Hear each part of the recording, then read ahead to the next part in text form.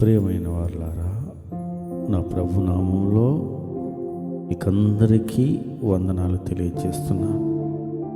ప్రియమైన సహోదరులారా, రోషము గల దేవుని ఆలయంలో జరిగే పరిస్థితులు చూస్తే క్రైస్తవం ఎటు పోతుందో అని బాధ కలుగుతూ ఉంది.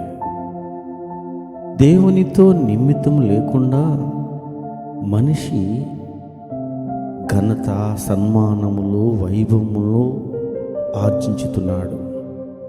వీరు పెదవులతో దేవుని ఆరాధించుతున్నారే కానీ నిజంగా దేవునికి ప్రథమ పీట వేయటం లేదు.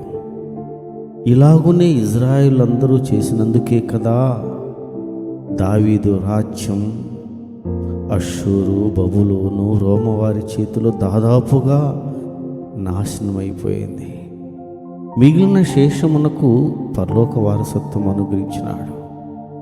దేవుని వాక్యములో ఇలా రాయబడి ఉంది: దేవుని ఘనత దొంగిలించి సన్మానములు, వైభవములు జరిగించుకునేవారు మృత్యులోకానికి వెళ్ళగానే అక్కడ ఉన్న వారు మాలాగా బలహీనుడవైతివా అని ఆహ్వానించుతారు అని రాయబడి ఉంది.